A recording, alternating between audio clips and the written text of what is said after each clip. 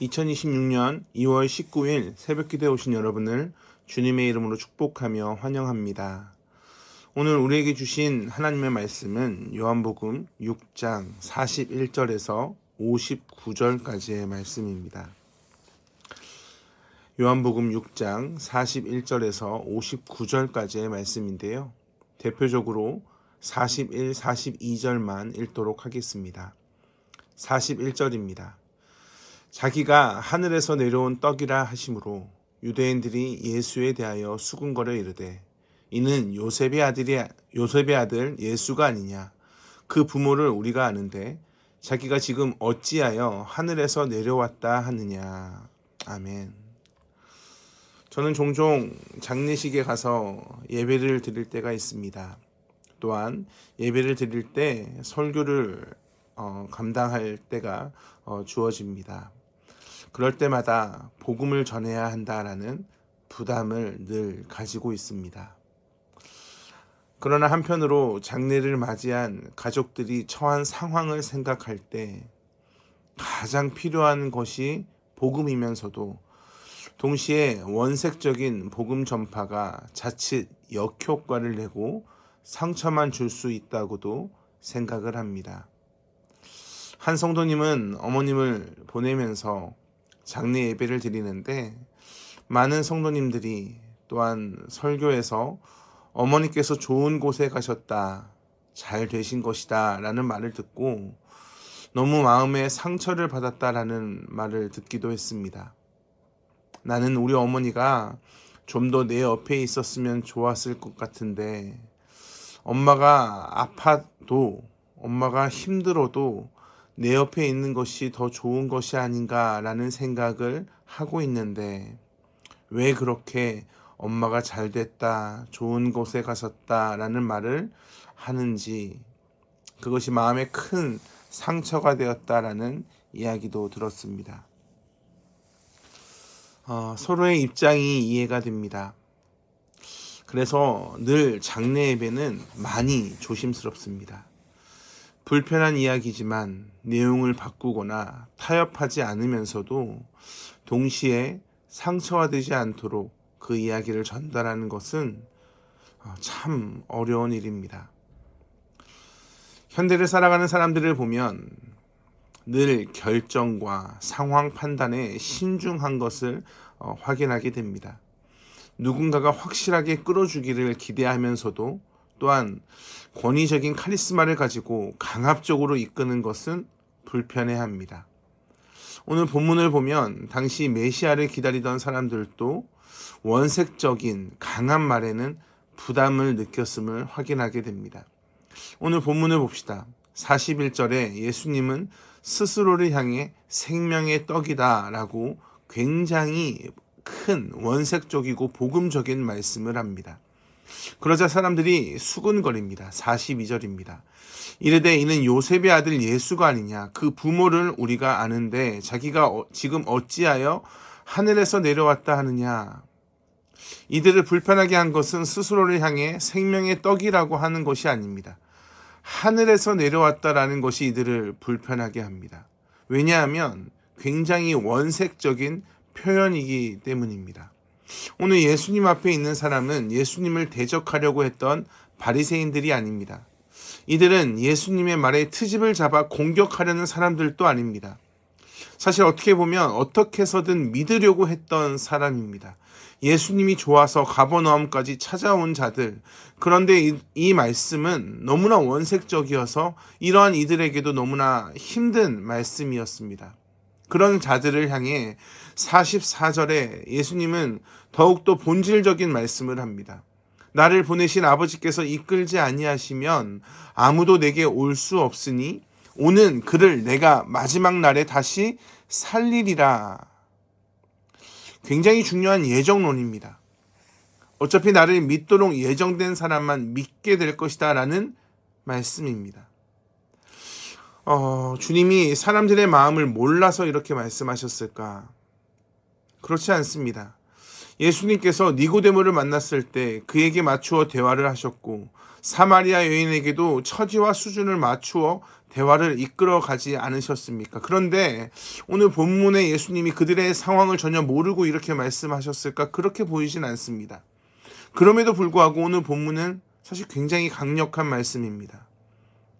교회를 나와서 예배를 드리고 하나님을 믿는다라고 고백하지만 택함 받은 백성이 아니라면 소용이 없을 것이라는 그런 말씀일까? 그렇게 보이진 않습니다. 다만 오늘 주님은 복음에는 타협할 여지가 없다라는 것을 굉장히 강조하며 말씀하십니다. 예수님은 얼마나 많은 사람이 예수님을 따라다니는지에 대해서 관심을 가지지 않습니다. 사람들이 나를 많이 따르고 내가 유명해지고 이런 것으로 관심을 가지는 것이 아니라 예수님께서는 지금 복음을 전하는 것에 타협하지 않습니다. 즉 사람들이 떠나는 것이 두려워서, 사람들이 더 이상 나를 따라다니지 않을 것이 두려워서 복음을 타협할 수는 없었습니다.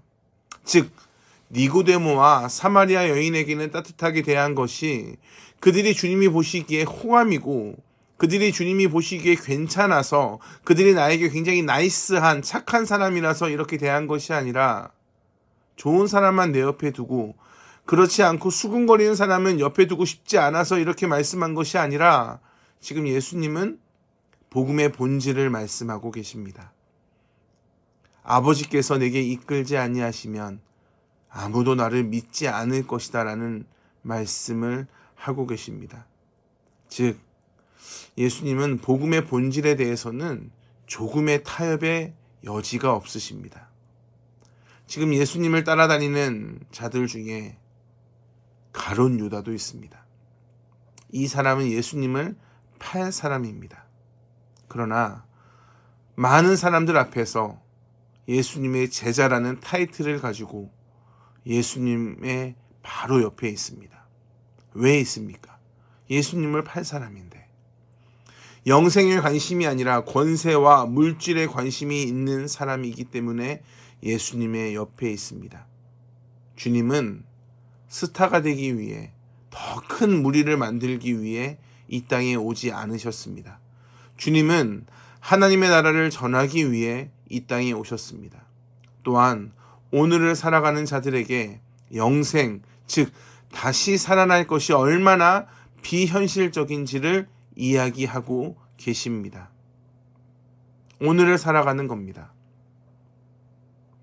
사랑하는 성도 여러분, 큰 고난 없이 오늘이 내일이랑 똑같을 것이라고 생각하는 사람들이 사실 상당히 많이 있습니다. 큰 고난 없이 그럭저럭 살아가는 사람들에게 영생이니 부활이니 하는 이야기는 그렇게 와닿지 않습니다. 물론 영생과 부활이 오늘을 무기력하게 하기도 합니다. 그래서 마지막과 부활, 심판에 대한 설교가 현실에는 많이 줄어들었습니다. 사람들이 싫어하기 때문입니다. 긍정적이고 오늘 현실에 유익이 되는 이야기를 듣고 싶어 합니다. 주님이 오늘 처한 상황이 사실 이와 같습니다. 그럼에도 불구하고 주님은 좋은 말을 하고 사람들을 많이 모으기 위해 복음을 타협하지 않겠다라고 단호하게 말씀하고 계십니다. 사랑하는 성도 여러분, 참 불편한 이야기지만 여러분은 왜 교회를 다닙니까? 착한 사람? 그런 좋은 사람이 되기 위해? 아니면 마음의 평화를 얻기 위해? 아니면 예수님을 믿으면 이 땅의 복을 받아서? 아니면 큰 무리 속에 있는 것이 좋아서? 실제로 많은 사람들이 이런 것을 위해 교회를 다닙니다. 예수, 복음, 이런 것에 거부감이 있습니다. 그래서 전도 폭발을 할 때 교회 내에서 구원의 확신이 있습니까? 라는 질문을 통해 복음을 전할 때 상당히 많은 사람들이 구원의 확신이 없습니다. 저도 이런 설교를 준비하면서 한편으로 마음에 어려움이 있습니다. 장례식에 복음의 설교를 전하는 것처럼 참 조심스럽습니다. 그럼에도 불구하고 오늘 본문에 예수님의 모습을 보면, 예수 그리스도께서 우리에게 나타내신 그 모습을 보면, 많은 사람들이 교회를 떠난다고 할지라도 교회가 반드시 해야 할 말이 있다면 그것은 복음입니다. 하나님의 나라입니다. 예수님만이 우리에게 생명을 주시고 예수님만을 믿어야 우리가 죽어도 다시 산다라는 것이 사실 우리가 믿어야 할 전부입니다. 예수님만이 우리의 인생의 목적입니다. 그런데 많은 교회가 또한 많은 목회자들의 모습 속에 예수님만이 목적이 아니라 예수님이 수단이 되어버렸습니다. 다시 말해 교회의 성장 혹은 개인의 형통이라는 목적을 이루기 위해 영생이 있습니다 라는 것으로 말하기도 합니다. 사랑하는 성도 여러분, 여러분은 정말 다시 살 것이라는 것을 믿습니까? 예수님을 따르는 이유는 하나님이 여러분을 불러주셨기 때문입니다. 여러분의 마음에 나도 모르게 예수님, 난 예수님이 없으면 나의 삶의 목적이 없습니다 라는 고백이 발생하기 때문입니다. 오늘 말씀 앞에 나를 돌아봅니다. 현실을 내려놓고 나의 목적이 되시는 주님을 바라보며 우리의 복음을 붙잡으시기를 주님의 이름으로 축복합니다. 물론 교회를 다니면 복을 받습니다. 여지없는 사실입니다. 주님이 우리의 주인 되시기 때문입니다. 내가 내 인생의 주인이 아님을 알기에 엄청난 복을 누립니다. 다른 것의 즐거움을 누리고 싶어서 예수님을 믿는다면 그러면 복음은 수단이지 목적이 아닙니다.